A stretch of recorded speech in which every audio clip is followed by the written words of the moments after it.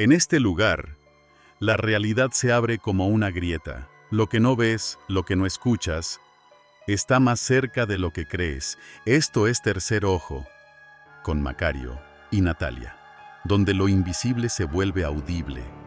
Prepárate, lo que estás a punto de escuchar no quería ser descubierto. Bien, vamos a meternos de lleno en los textos de hoy. Tenemos unos fragmentos de Wonderland, una novela de Soch Stage, y la premisa es de esas que te atrapan. Totalmente.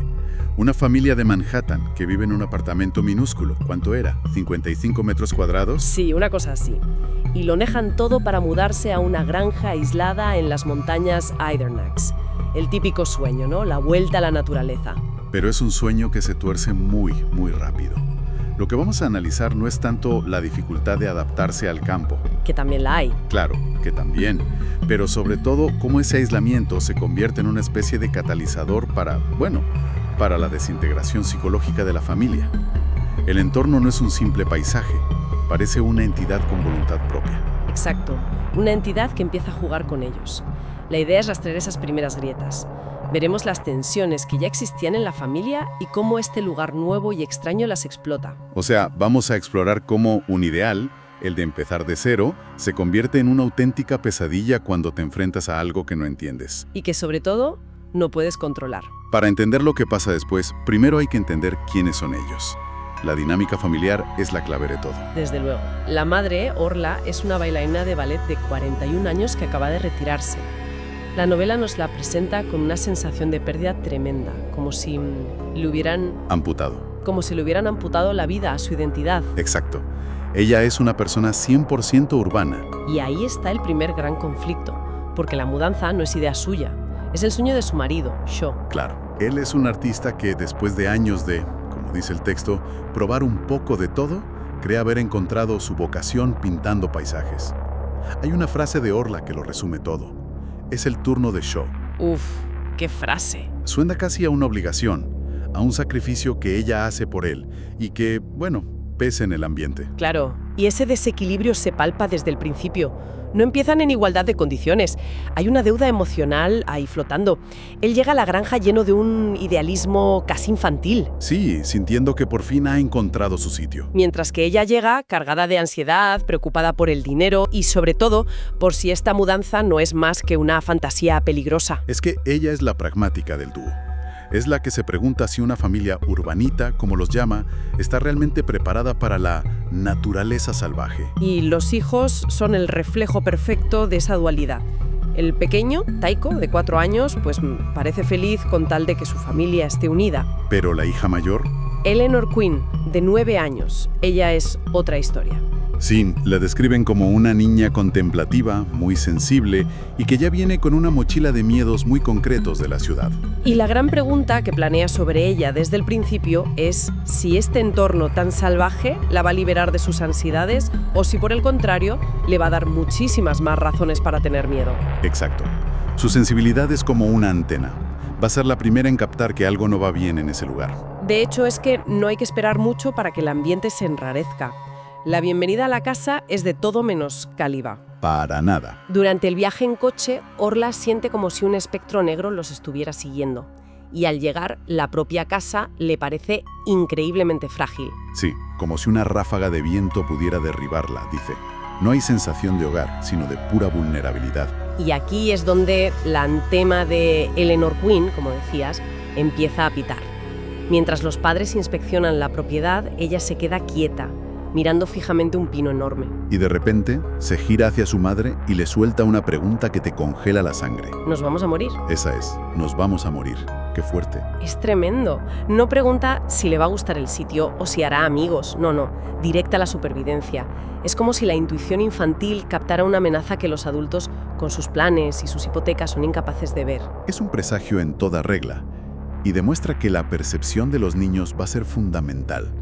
Ellos no intentan racionalizarlo todo, simplemente sienten. Y poco después, Orla tiene la primera experiencia que desafía por completo su lógica de adulta. Aquí es donde la cosa se pone de verdad interesante. Está sola en el jardín y de repente ve algo imposible. El pino gigante, el mismo que miraba a su hija, sacude violentamente toda la nieve de sus ramas. Y justo después, el árbol de al lado hace lo mismo. Y luego el siguiente y el siguiente, en una fila perfecta que avanza directamente hacia ella. La descripción es genial. Habla de un camino de árboles que se mueve. No es el viento soplando al azar, es una acción coordinada. Con una dirección y un objetivo, ella. Y culmina con una ráfaga de viento tan fuerte que casi la tira. La naturaleza deja de ser un fondo de postal para convertirse en un agente activo. Y lo que me parece fascinante es su reacción. Su primer impulso es buscar una explicación científica. Piensa que es una reacción en cadena como fichas de dominó. Es su cerebro urbano y lógico luchando por encontrar un patrón conocido. Totalmente. Pero su instinto, su cuerpo, le dice otra cosa muy distinta. Corre. Es la primera batalla entre su razón y lo que está percibiendo. Y es una batalla que va a ir perdiendo poco a poco. El lugar les está diciendo desde el primer día: vuestras reglas aquí no sirven. Y el que lo va a aprender por las malas y de forma casi inmediata es Shaw, el supuesto experto. El hombre de la naturaleza. Exacto. Al día siguiente, eufórico, decide salir a explorar sus tierras. Creció por la zona, lleva mapa, brújula. Vamos, que debería ser un paseo para él. Debería, pero se convierte en una humillación. Se pierde casi al instante, y los detalles son cruciales. No es que se desoriente, es que el bosque parece estar borrándolo. ¿Cómo que borrándolo? Sus huellas en la nieve desaparecen por completo detrás de él, y su tecnología, la brújula, se congela, deja de funcionar. Vaya tela. Es un rechazo simbólico en toda regla. Desde luego, el hombre que arrastró a su familia hasta allí, convencido de que él pertenecía a ese lugar, es el primero al que el lugar le dice: tú no eres de aquí. Y toda su autoridad como guía y protector de la familia se desmorona en cuestión de horas. Exacto. Su fantasía choca de frente con una realidad que no controla. El texto dice que llega a pensar que el bosque le está castigando. Es una idea muy primitiva. Pasa del optimismo a la paranoia. Pero es que mientras él está perdido y aterrorizado, la cosa se pone aún peor en la casa. No son hechos aislados. Orla y los niños sufren lo que solo se puede describir como un ataque. Una ventisca blanca o un chubasco de nieve, lo llama la novela. Surge de la nada en un día soleado. Es una tormenta localizada, increíblemente densa. Orla deja de ver a sus hijos que están a apenas unos metros. El viento ruge y de repente, con la misma brusquedad con que empezó, se detiene. Y vuelve el sol y el cielo azul como si no hubiera pasado nada. Es la definición de lo siniestro. Y la interpretación que le da Eleanor Queen es lo que de verdad pone los pelos de punta. No dice, ¡qué miedo la tormenta! No, dice, quería comernos. Uf. Esa frase lo cambia todo. La personificación del fenómeno como un depredador.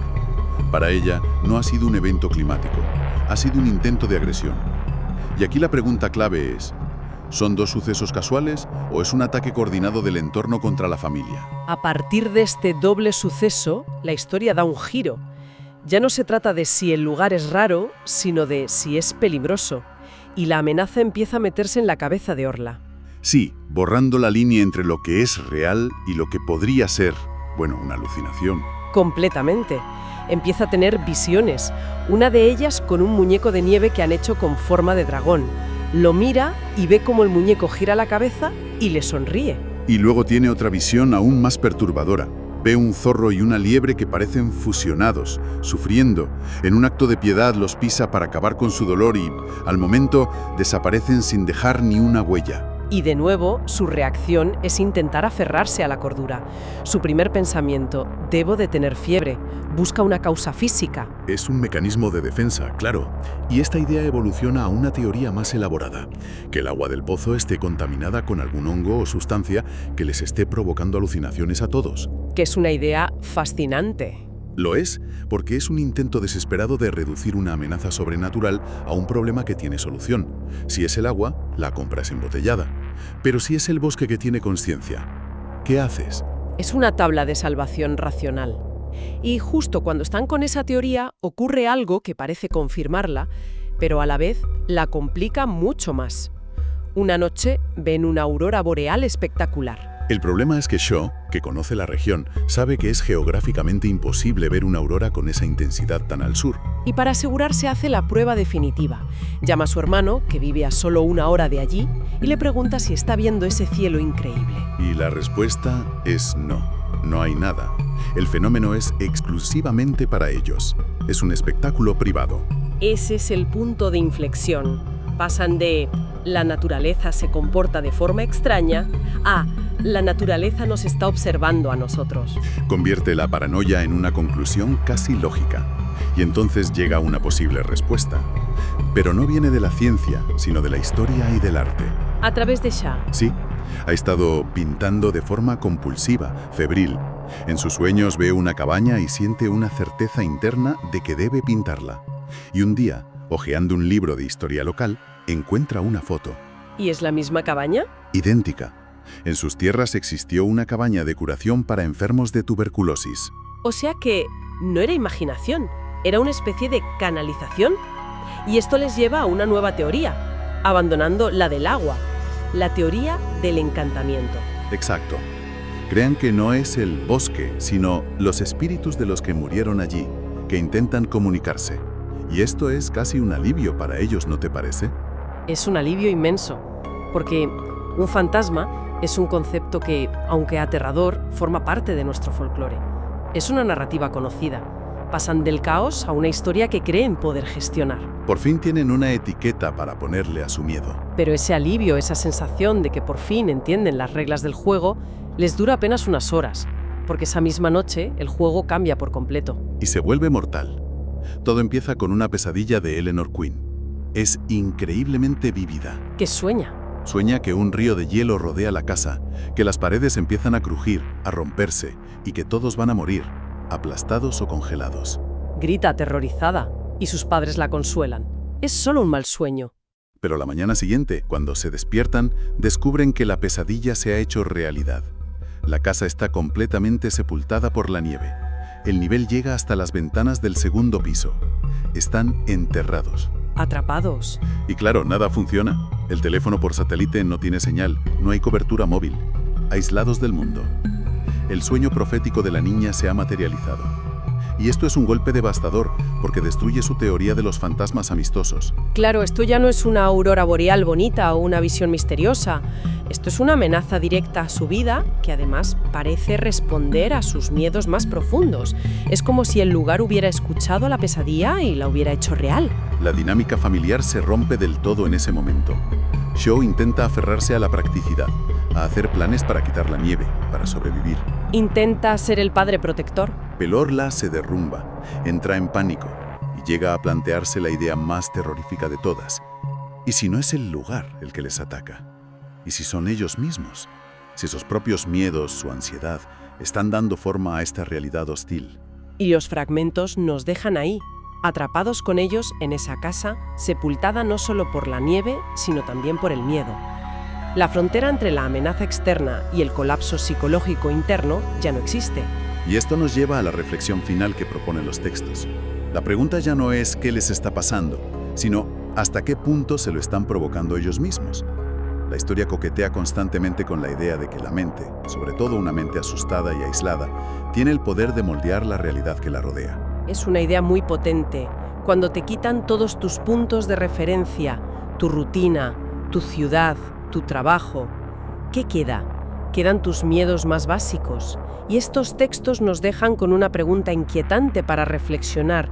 ¿Y si el verdadero monstruo no está fuera, en el bosque, sino dentro de sus propias cabezas? Y lo único que ha hecho el lugar ha sido darle el poder de manifestarse. Así termina esta visión. Pero no creas que termina del todo. Puedes cerrar los ojos, pero el tercero sigue viendo. Esto fue Tercer Ojo.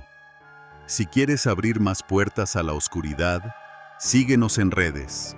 Búscanos como Tercer Ojo en todas las plataformas. Nos escuchamos en la próxima oscuridad.